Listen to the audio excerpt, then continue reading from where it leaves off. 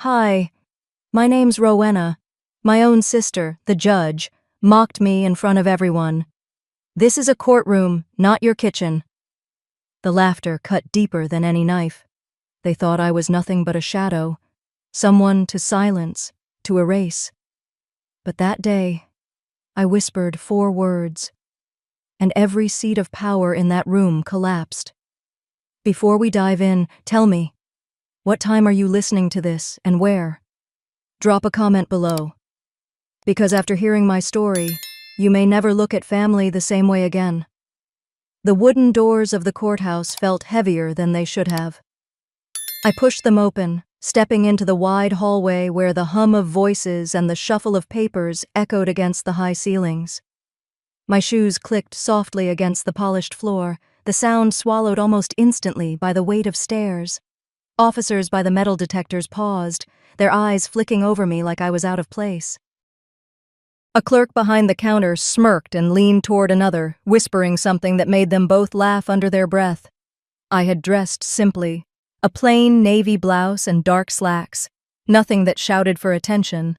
I never had, and still attention found me, though never the kind that carried respect. The room wasn't just indifferent, it was hostile, as if my very presence was some kind of inconvenience. When I walked into the courtroom, the air shifted. Heads turned.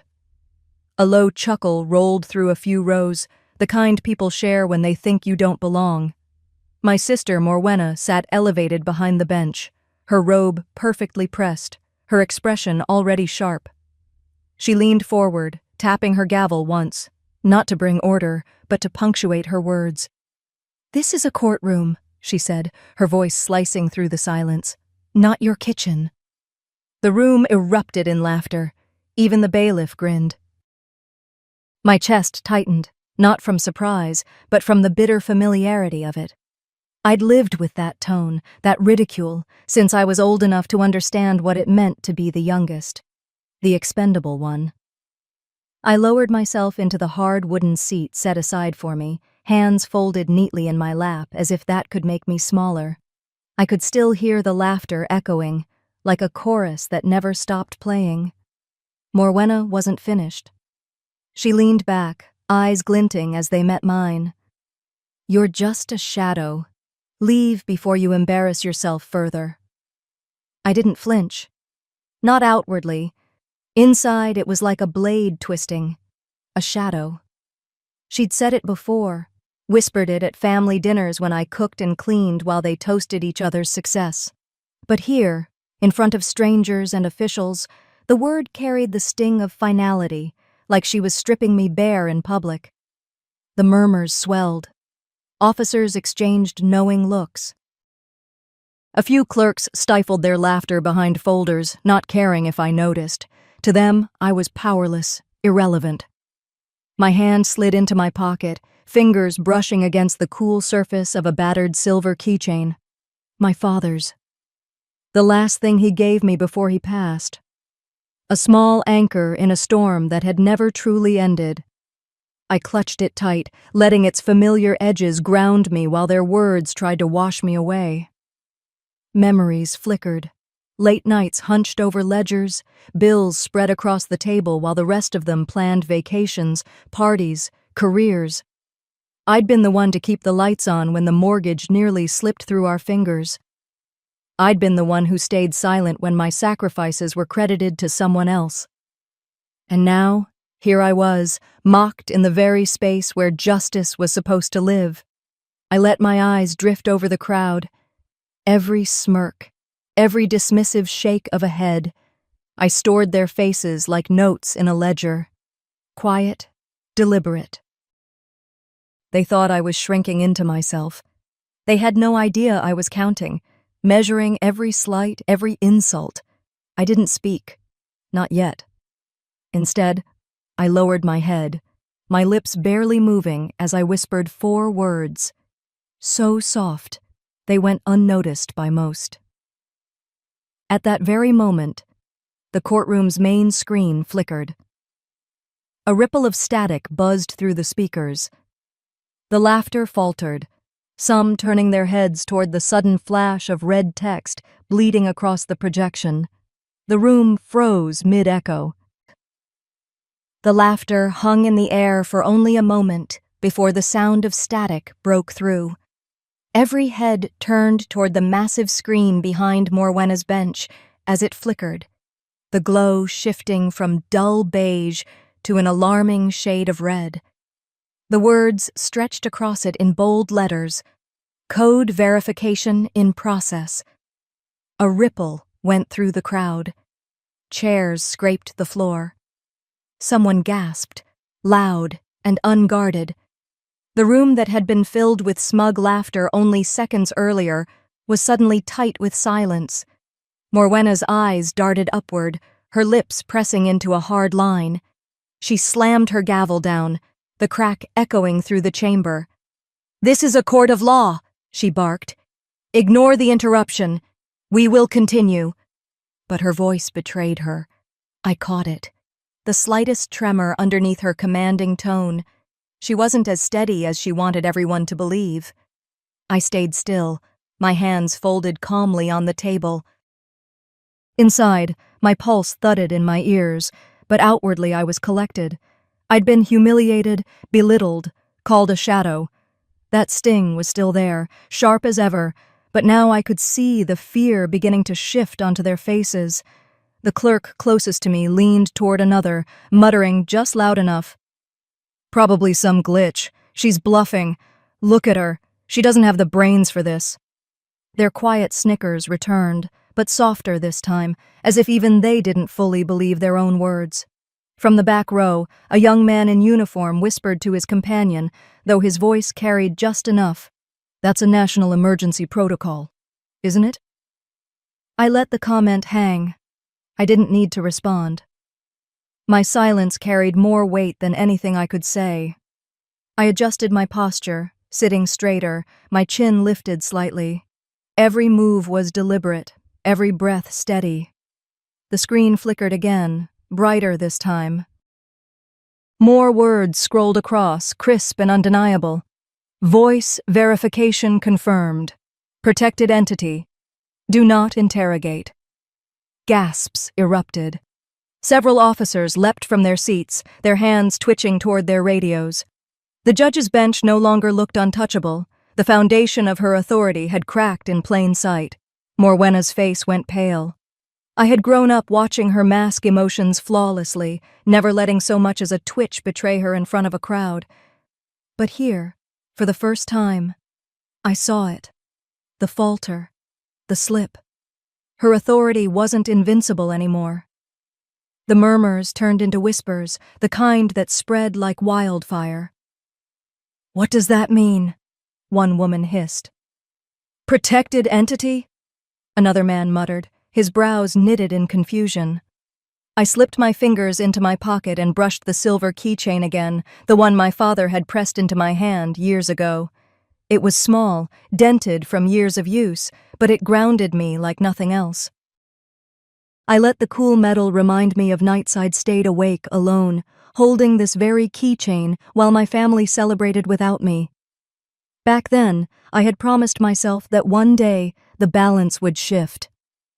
Morwenna slammed the gavel again, harder this time. "Enough!" she shouted, but the command lacked its usual sharpness. "This is a simple malfunction. Sit down." Her words hit the air, but they didn't settle. The officers looked at each other, unsure. Even the bailiff, who had been smirking earlier, now kept his eyes glued nervously to the screen. A clerk, trying to recover the room's order, forced a laugh. "See? It's nothing. Just some old system glitching out." But his voice cracked halfway through, betraying his own unease. I finally raised my eyes, not to speak, just to look. I let my calm gaze sweep the room, meeting the faces of those who had laughed at me minutes before. The whispers quieted. The power in silence. It was heavier than any insult they had thrown at me. Then the screen pulsed once more. A red seal appeared, accompanied by a deep mechanical voice from the speakers overhead. "Verification complete. Clearance. Immediate." The room erupted into chaos. Officers scrambled, some fumbling with their radios, others frozen mid-step. The crowd that had laughed at me now shifted nervously, exchanging worried glances as though the ground beneath them had shifted. Morwenna gripped the edges of her bench, her knuckles white. She leaned forward, her face tight with something I had never seen in her before. Fear. Her voice came low, shaky, despite her effort to steady it. "What did you just say?" I sat still, my fingers curling once more around the keychain in my pocket, the weight of it anchoring me. Slowly, I lifted my head, ready to meet her eyes. I raised my eyes slowly, meeting hers with calm certainty. For the first time in years, Morwenna flinched. She wasn't used to me looking at her without fear, without shrinking back like the obedient little sister who used to clear her dinner plate in silence. Her voice cracked as she repeated, louder now, "What did you just say?" The room leaned forward, all ears. I didn't answer her right away. Instead, I smoothed my skirt, steady and deliberate, and glanced at the massive screen looming above us. The pulsing red glow carried the words that had silenced the laughter. "Do not interrogate." Silence stretched, heavy as a storm cloud ready to break. My lack of response was louder than any defense. I could feel the weight of their stares pressing down on me, but I didn't look away. If anything, I let the stillness wrap around me, knowing every second I kept quiet unnerved them more. Inside, my mind drifted, unwilling, almost automatic, to the past. I remembered being 12, standing barefoot in our kitchen, scrubbing the plates while Morwenna practiced her speech for debate club. She always had the spotlight, the applause, the family's pride. I had the mop, the rag, and the silence. "You're here to support, not to shine," my mother had told me once, her tone sharp when I dared to ask why Morwenna got to attend competitions while I stayed home to clean. Support, not shine. Those words had clung to me like a shadow, sinking deep into my bones. The laughter in the courtroom minutes ago had echoed the same message, only louder, crueler. Another memory pulled at me, one that had carried me through darker nights. My father's face, lined with fatigue but softened by a rare smile as he pressed a small silver keychain into my palm. "One day," he whispered, his voice low so no one else could hear, "they'll regret underestimating you." That keychain was in my pocket now, its edges cool against my fingertips. I held it tight, grounding myself. A female officer in the front scoffed, loud enough for half the room to hear. "She's stalling. Look at her. Wrinkled clothes, no lawyer. This is a joke." A few chuckles followed, but they were thin, shaky. Confidence was cracking.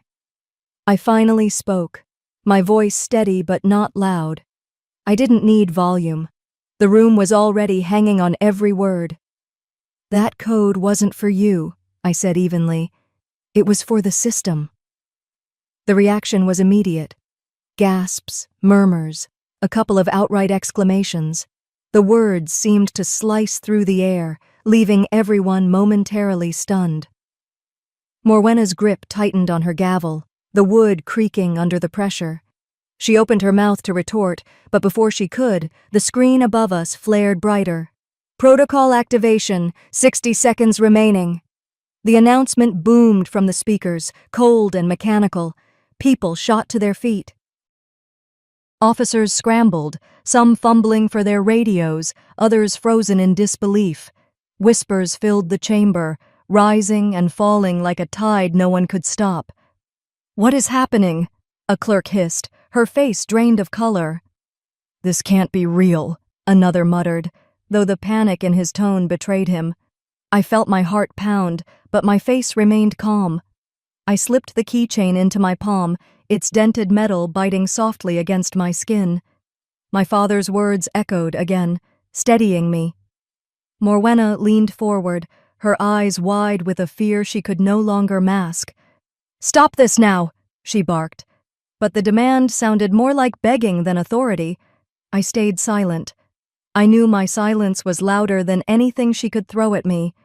The countdown on the screen ticked downward, each second flashing in crimson. 59. 58. The murmurs turned into frantic whispers. A man in the second row whispered to the woman beside him, "If that code's real." He trailed off, but his pale face finished the sentence for him. At the front, a colonel shifted in his seat, his jaw tight, his voice a sharp whisper to the officer next to him. "If that code's real, we're in trouble." The words spread like a cold wind through the room, and for the first time, I wasn't the shadow anymore. They were. The numbers ticked lower, the glow deepening with each beat. Beat. The screen's glow deepened crimson as the final seconds ticked away. I could feel the entire room holding its breath, every eye darting between the countdown and me. The glow painted every face a shade of red, exposing the cracks in their confidence. At that moment, even the wood-paneled courtroom, so often a symbol of control and law, felt like a stage set ready to collapse. Then a voice cut through the silence. "This is not a drill." The colonel stood abruptly, his posture stiff, though his voice betrayed something I had never thought I'd hear from a man like him. Fear. It wavered, just slightly, but enough. Whispers cascaded across the rows of uniforms. The very officers who had laughed at me moments earlier now shifted uncomfortably, exchanging nervous glances. Some fiddled with their belts, others clutched their radios like lifelines. Morwenna slammed her gavel, the sound sharp but hollow. "Sit down."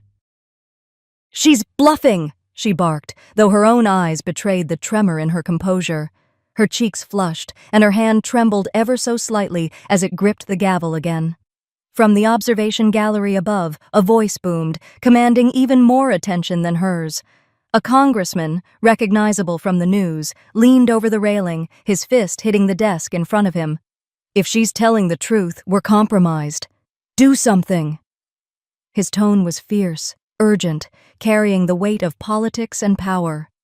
The panic doubled instantly. The gallery erupted in chatter. Some shouted for order, others scrambled to make calls. The atmosphere no longer belonged to Morwenna. It belonged to fear. Through it all, I sat still. My back straightened, my hands folded, my silence steady as stone. I waited until the noise reached its peak, then spoke softly, my words cutting through the chaos like a knife. "I warned you. The system never forgets." The room froze again. The colonel turned sharply toward me, his jaw locked tight. Morwenna's lips parted, as if to speak, but no sound came. From the far side, an officer barked a laugh, high-pitched, shaky. "She's a fraud!" he shouted. "Look at her! Plain clothes, no counsel, nothing. You all are losing your heads over nothing." But his defiance didn't carry far. Others leaned toward one another, their whispers laced with dread. "I've heard of it," one muttered. "The Key Voice program. They said it was disbanded years ago." Another shook his head quickly. "Officially, yes. But if that's what this is..." His eyes flicked toward me, his face pale. The young soldier from earlier, the one who had whispered when the first code appeared, now sat rigid, his eyes wide. "She's real," he murmured to himself, as if admitting it out loud might change everything. The countdown ended. The screen flashed one last time, bathing the chamber in blood-red light. Voice confirmed. Operation Red Desert suspended. Gasps filled the air. Some officers stumbled back into their seats. Several clutched their radios, frantically calling their superiors. Papers fluttered to the floor as clerks scrambled, their faces drained of color. Morwenna's gavel slipped from her hand, clattering against the bench with a hollow echo. She gripped the edge of the desk as though it might steady her, but I could see her knuckles whiten, her confidence unraveling thread by thread. Through it all, my hand remained in my pocket, fingers curled tight around the battered silver keychain. Its weight was small, but it anchored me more firmly than anything else in the room. My father's words whispered through me, as if carried by the hum of the system still flickering above. One day, they'll regret underestimating you. Morwenna leaned forward, her face drained of its usual commanding color, her voice no longer sharp, but low, venomous, almost pleading. "What have you done, Rowena?" I lifted my chin for the first time that day, and the silence felt heavier than any gavel strike. The courtroom buzzed like a disturbed hive, every corner alive with murmurs, the harsh vibration of phones, the rustling of frantic papers. The congressman dabbed his forehead with a handkerchief, while officers leaned toward each other in nervous whispers. I sat perfectly still, outwardly calm, but inside, my heart hammered so loud I wondered if anyone could hear it. The crimson glow had faded, yet the weight it left lingered in every glance cast my way. Part of me wanted to rise, to walk out and let them stew in their confusion. I imagined slipping away quietly, leaving them to wonder whether I had truly held power or simply played a bluff. "Maybe I should just walk away," a voice inside me whispered. "They'll believe what they want, no matter what you show them." But then, my fingers found the silver keychain in my pocket. Its worn edges pressed into my palm, grounding me in a way words never could. My father's voice, steady and unshakable even in memory, filled my mind. "One day, they'll regret underestimating you." I drew a slow breath and stayed seated. Across the bench, Morwenna leaned forward, her face tight, her eyes sharp as glass. "You think codes will save you?" she spat. "You're nothing but a bitter little sister clinging to fairy tales." The words sliced deeper than I wanted to admit. She knew exactly where to strike. All my life, I'd been the shadow to her brilliance, the one told to clean up while she accepted praise. "Support, don't shine," they used to say. It was a script I had lived for decades. Hearing it now, from her lips in front of this entire courtroom, almost made me fold.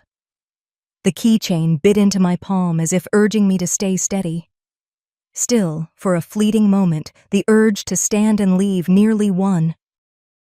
My throat tightened, my body heavy with the same exhaustion I'd carried through years of being erased. Then a voice carried over the murmurs. A young female clerk, standing near the gallery, muttered just loud enough to be heard, "Women like her should just stay in the kitchen." The laughter that followed was small but sharp, a dagger twisting. I turned my head slightly and caught sight of the young soldier who had spoken earlier. His eyes were fixed on me, not mocking, not sneering, but searching, nervous, expectant. And in him, I saw myself at 18, scared, ignored, hoping someone, anyone, would stand up.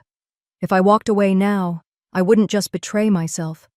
I'd teach him, and everyone watching, that silence was the only answer.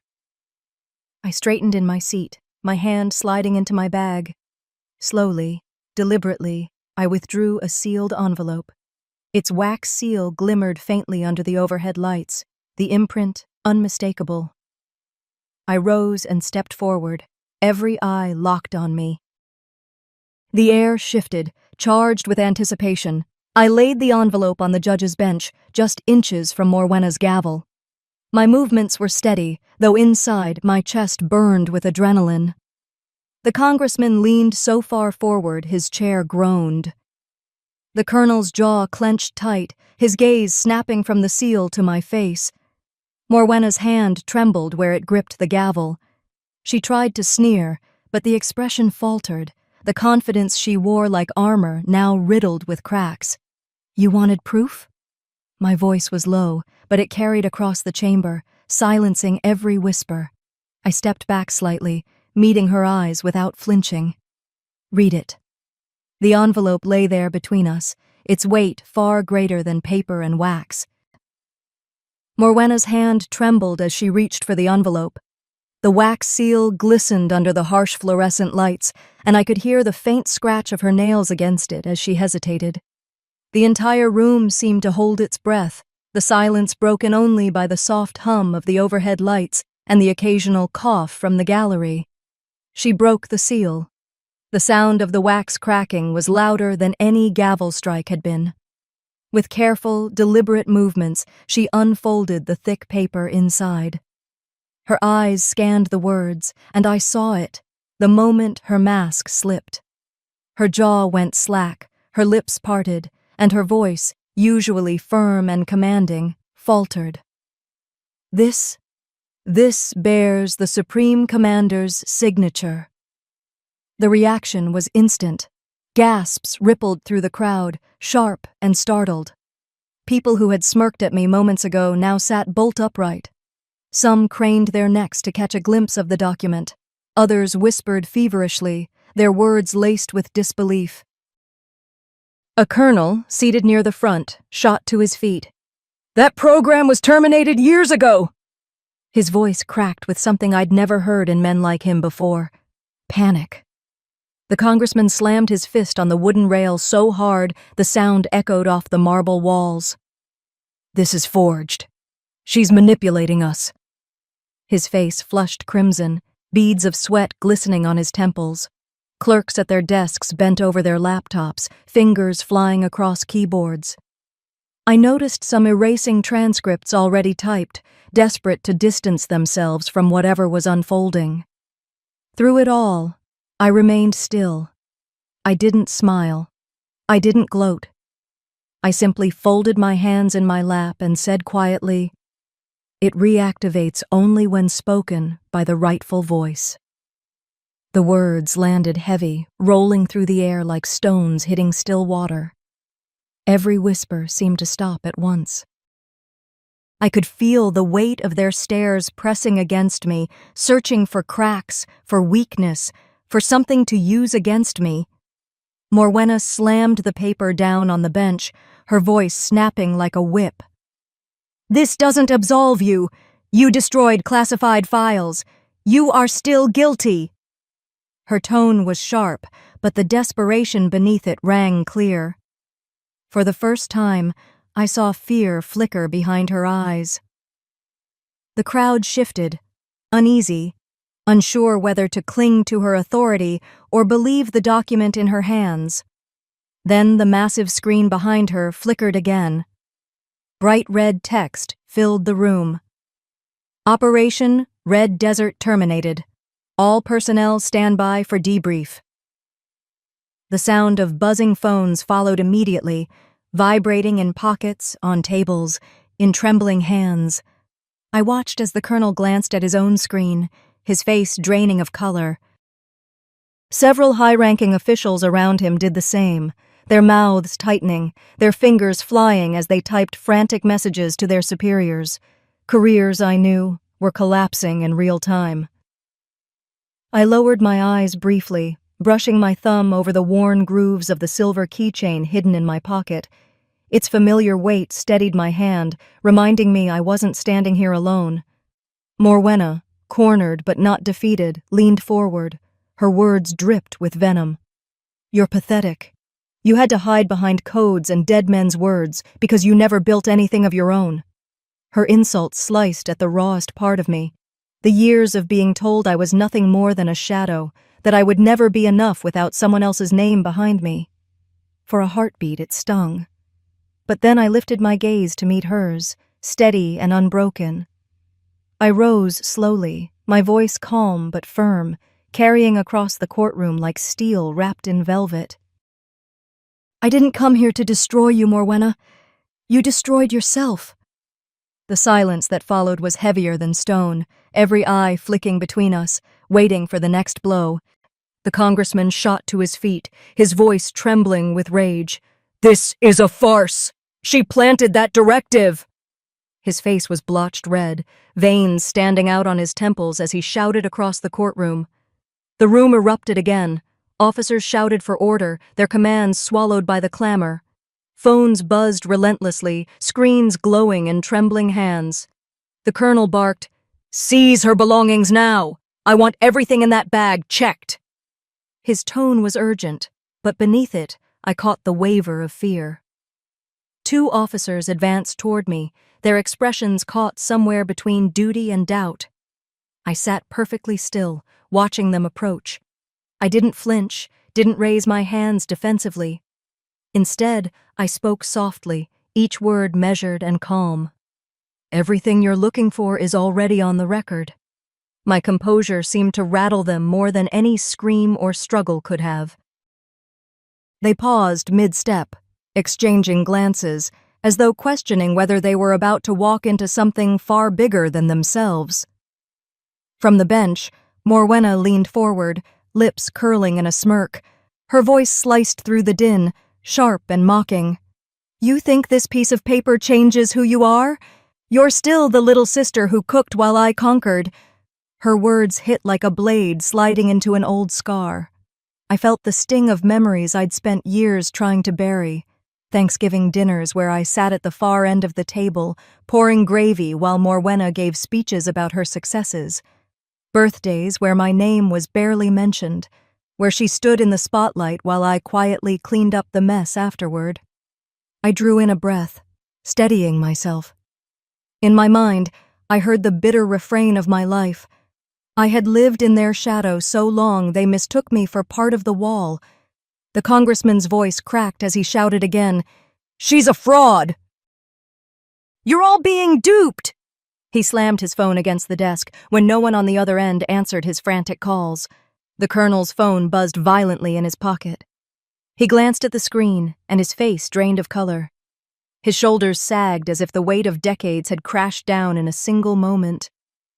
Then the screen above the bench blared with a piercing alert, letters glowing crimson across the courtroom wall. Unauthorized personnel identified. Security clearance revoked.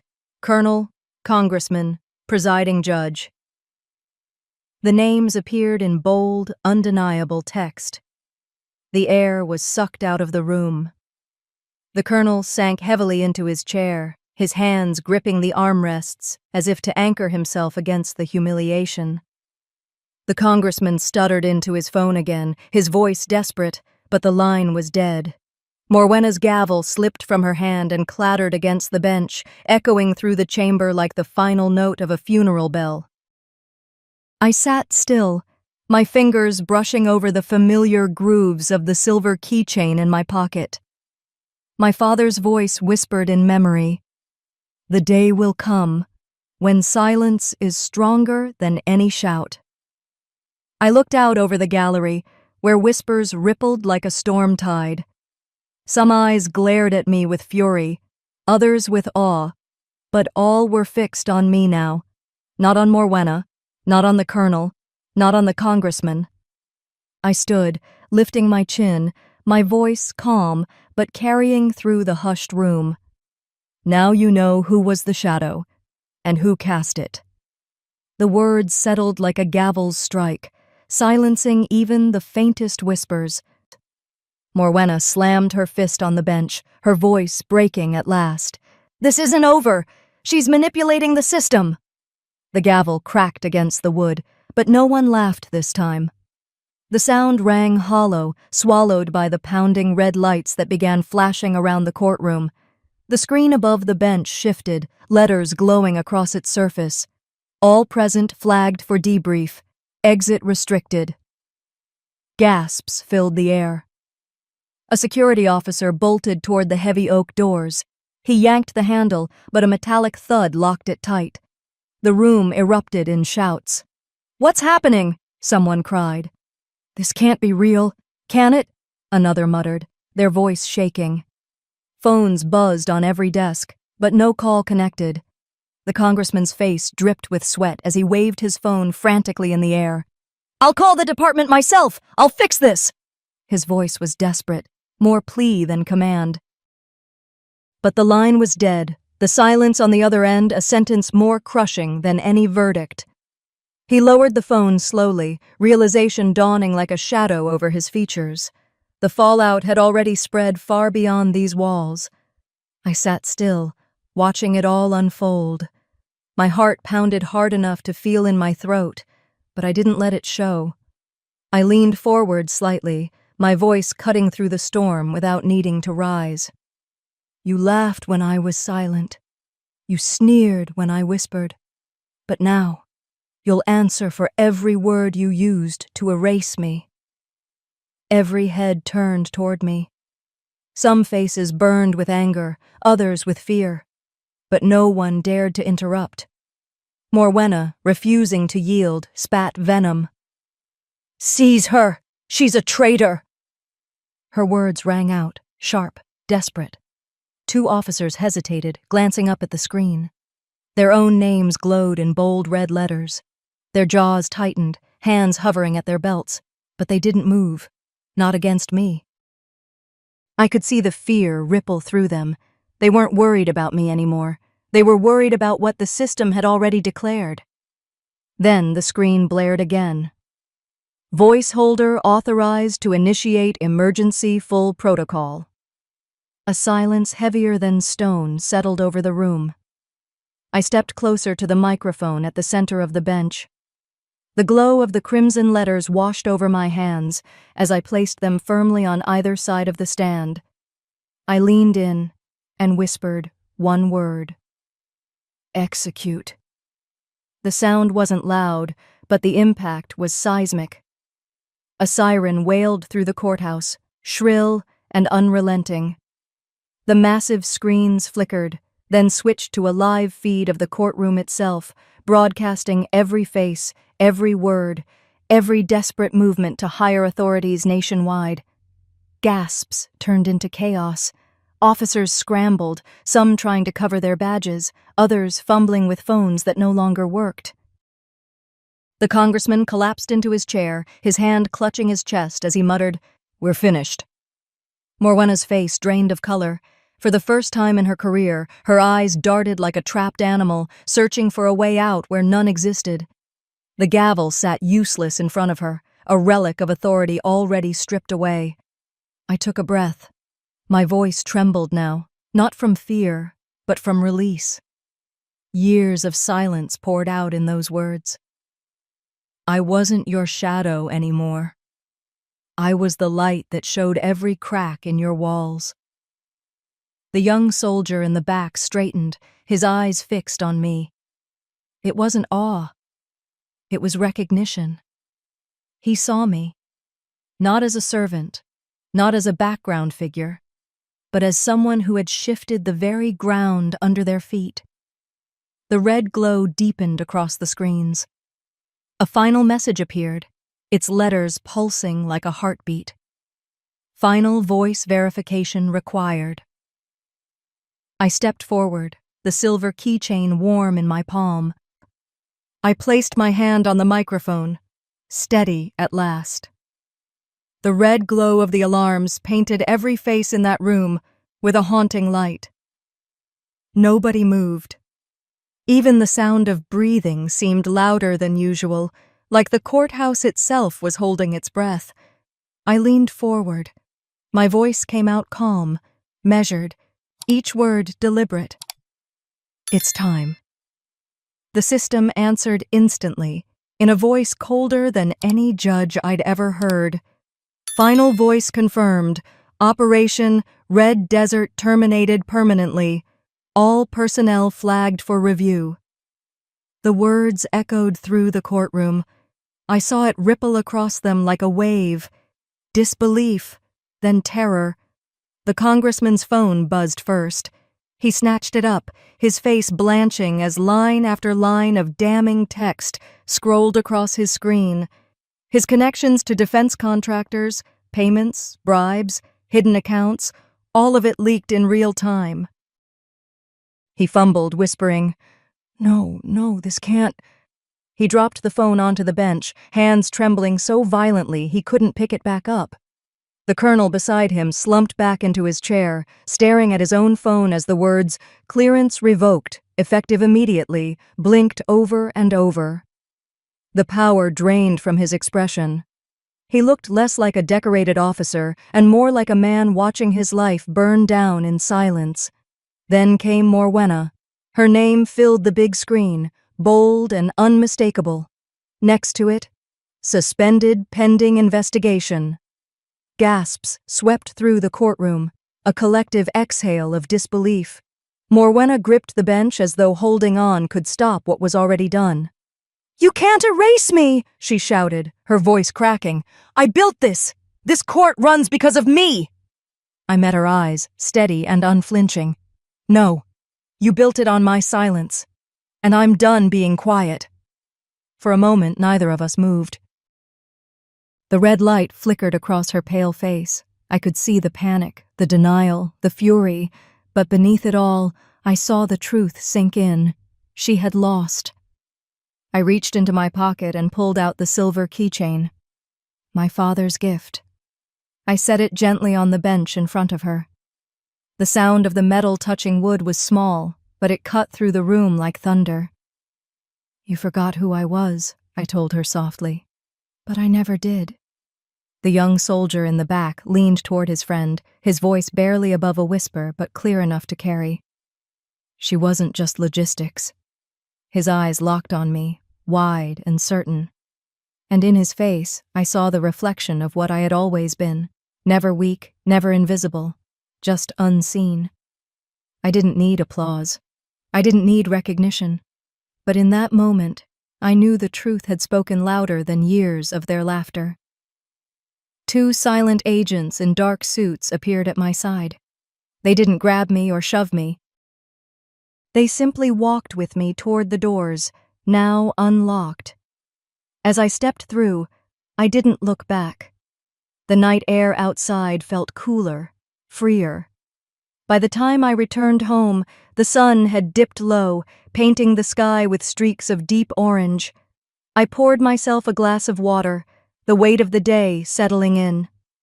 My husband reached for my hand, brushing his fingers against mine without a word. I didn't need him to say anything. I stared at the condensation on the glass, the silver keychain resting on the counter beside it. Narration. They had mocked me, erased me, laughed at me, but I didn't need their recognition anymore. The truth was enough. I wasn't their shadow anymore. I wasn't their kitchen maid or their punchline. I was Rowena. And sometimes, the quietest whisper can end the loudest lies. I let the silence sit for a moment, heavy but peaceful.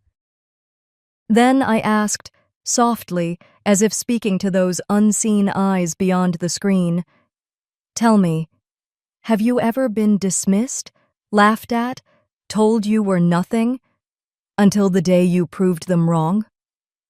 The screen faded, but the silence in their hearts remained deafening.